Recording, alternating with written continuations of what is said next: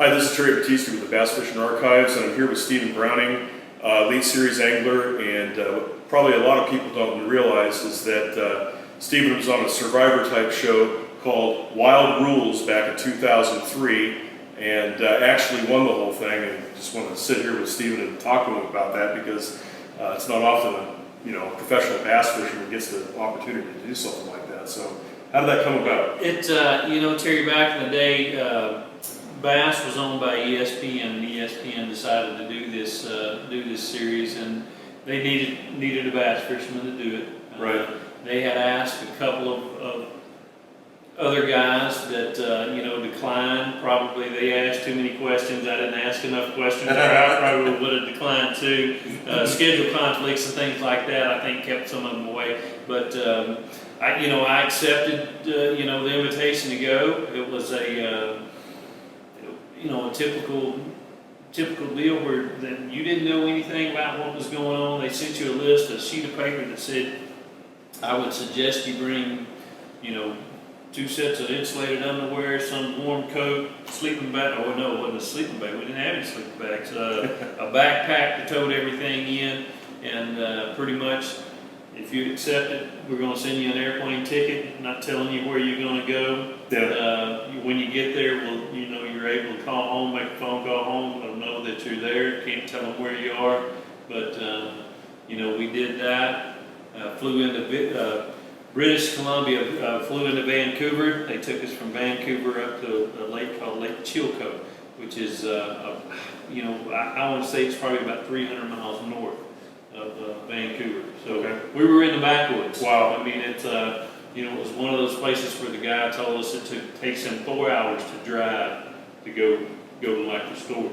Wow. To get supplies and stuff. There's a plane that kind of came in every day, bringing fishermen in to fish the lake, and it was one of those just really remote, cool places. Cool place. But I guess the game, I don't know if you want to call it a game. I think all those things are, these deals they're games in a sense. It was based on 2 six-people team. The challenges were a running event of the morning, a timed running event of the morning, and in the afternoons you did different outdoor challenges. I mean, we shot bows and arrows, we held bows back, we threw hatchets, we filled up 55-gallon drums of water. Whoever filled theirs up first, won the challenge. We did a lot of those types of challenges. Had a fishing tournament, I guess a fishing style tournament one day, so it was right up my alley. But everybody was supplied with a tool, and the fisherman being with me, I was supplied with a spinning rod and reel, a sandwich bag full of literally tablespoons with 2 holes drilled in them. Gave us some split rings, some swivels, and a barbless hook, and said, "Good luck. Hope you go catch it rocked on there for about 2 or 3 days. We literally ate onion soup. I mean, I couldn't catch one. We had a challenge after about 3 days of the fishing tournament. We ended up catching a few. We were able to get something besides onion soup in our bellies. Right. It was had another challenge where we actually built a raft and kind of raced the raft back to camp, base camp, and that was good, because that was kind of once we did that, I could get out on that raft and get out to where the fish were. It was one of those glacier style lakes, and you could see where it was flat, and out there about 3 casts from the bank, it dropped off. Right. And I grabbed me a rock and some rope and went out there and made me an anchor and dropped anchor and just sat there and cast it. I'd pull that dude up out of 30, 40 feet, do it again. And the water was too shallow or too cold to wade out there? Oh my gosh. Hey, I didn't take a bath, and I don't mean to gross people out, but I never took a bath the whole time I was there. I mean, it was that cold. You couldn't, you'd have gotten hypothermia like that. Uh-huh. We never boiled the water to drink it. We just dipped and drank. It was incredible. and it was one of those deals where it was really an unseasonably cold time of the year. I mean, it was I think we did it in June. They had like wild berries, mountain potatoes. There was a lot of things to gather to eat had it not been that cold. I mean, it was just like, we woke up every morning with literally new snow on the mountaintop, and I mean, it was brutal. We slept in everything we brought. You know, would try to take turns, you know, keeping the fire going all night just for a little extra warmth. And I mean, it was brutal conditions. Those that watched the TV show, I'm sure they grasped a little bit of it, but not being there, I mean, it was like the toughest thing I've ever done, not only mentally but physically, I've ever done for 15 straight days. Wow. So what was the gamesmanship? You had 2 6-man teams. Yes, and then on the challenges in the afternoons, if you won the challenge, you could either vote somebody off your team, vote somebody off the other team, swap players, or just what I think they called it a push. You just kept everything like it was if that's the way you liked it. But and it was one of those deals where you could only push one time, keep everything like you wanted one time. You could swap a player only twice, and I mean they had it all worked out. And our deal was we had one of our strong men. He went out the very first day dehydrated. Those that had a chance to watch, I mean, you're talking about a 250-pound brute. I mean, this guy was a Roman Greco wrestler. I mean, just a beast of a man. And I mean that terrain. The other guy was an NFL. He was either an offensive lineman or a defensive lineman. They went out. They were the first two out. Wow. It just was, the terrain was so rugged, and our guy dehydrated. The other guy had blisters on his feet that were just grotesque. I mean, he could not walk. Wow. And so those two were the first ones. So that left us with 5. And myself and 2 of my teammates just decided if we would vote the same every time we won a challenge, then we would be around until hopefully the end, unless the other team won a challenge and they could use their right to vote somebody on. Right. But luckily that never happened. I got it took me after about 3 days I started catching fish, and then I figured out that I was going to be there till the end. So it was like, dude, you better just suck it up, and you're gonna be here till the end. So make the best of it. And it was one of our guys.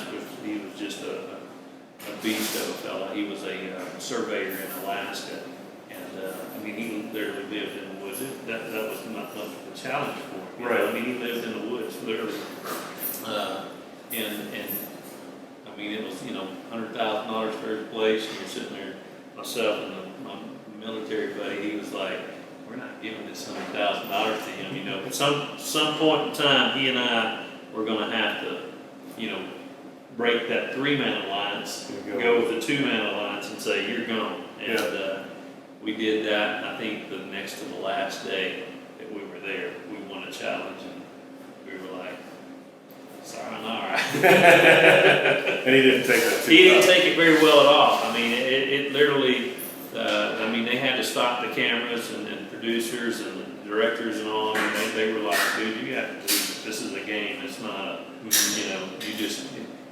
you got played, but this is a game. This is the way the game's supposed to be played. They voted you off. It's time to go. And they put him on an airplane and took him home the next day, so. And that was good because I didn't want to go back to the lodge and have to face him. I can promise you that. Yeah. But we rocked on there for about 2 or 3 days. After that, we did a challenge on the very last day. They put us in the helicopters, flew us up on top of a mountain, and it was pretty basically the first one back to the camp won. And it was going from what we would call waypoints. They called them UTMs, and they give you a UTM. You looked at a map and you plotted from point A to point B, and you ran there. When you got to that next one, you pulled the tab. They'd have another one.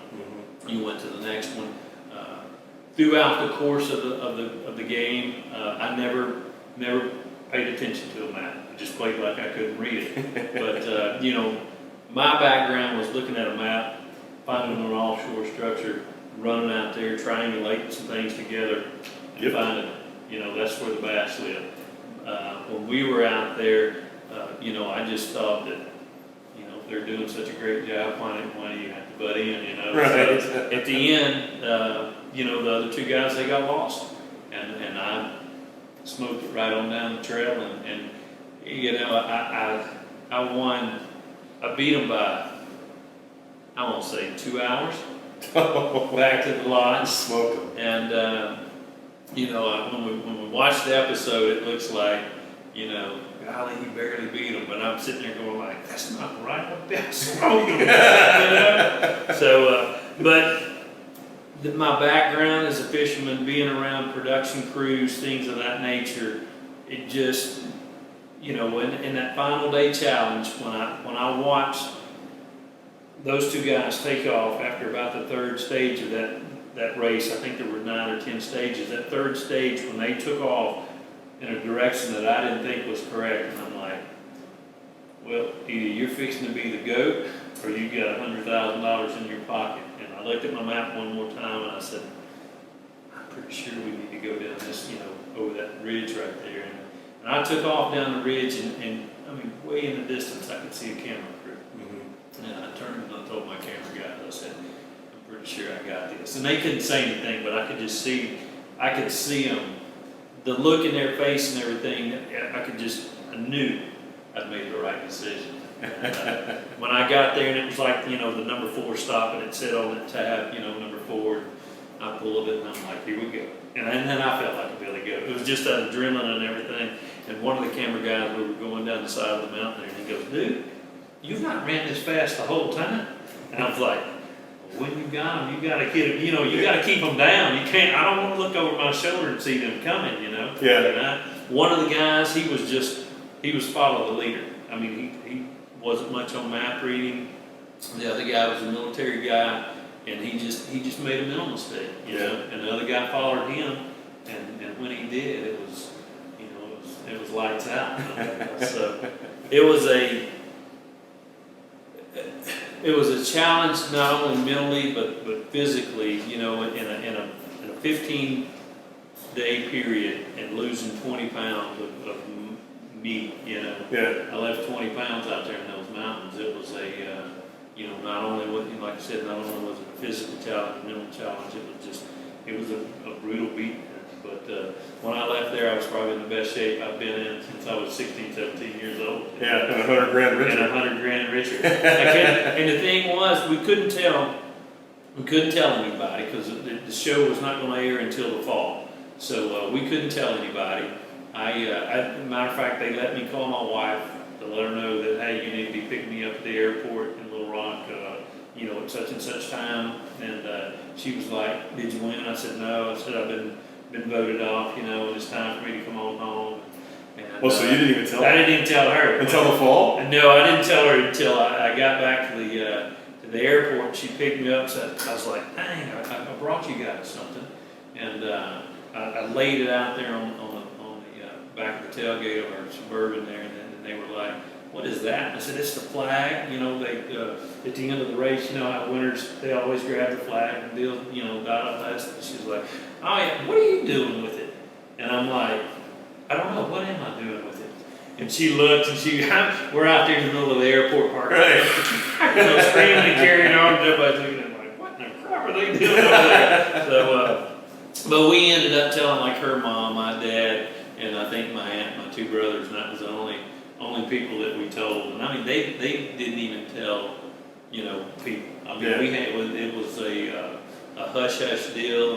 Well, you probably had to give back $100,000. Oh, yes. I mean, it was that and plus a lot more, I mean, you signed a contract that said if it gets out and you run the outcome, or, the mystery or whatever you want to call it of this program, then, they have the right to sue you. And I just said, I didn't want to tell anybody. Yeah, no. But it was a fun, it was a great opportunity to let the world know that bass fishermen are athletes. Yeah. You know, it was a great opportunity to get my face out there in the, you know, the world. But it was one of those deals where we were put up in a slot.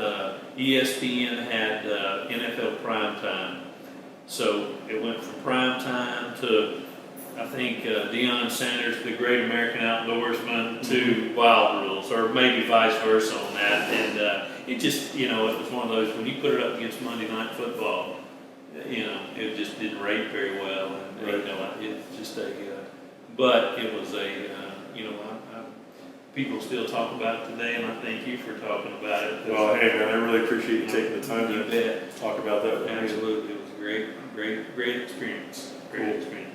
Well, hey, thanks, man. You bet. Thank y'all.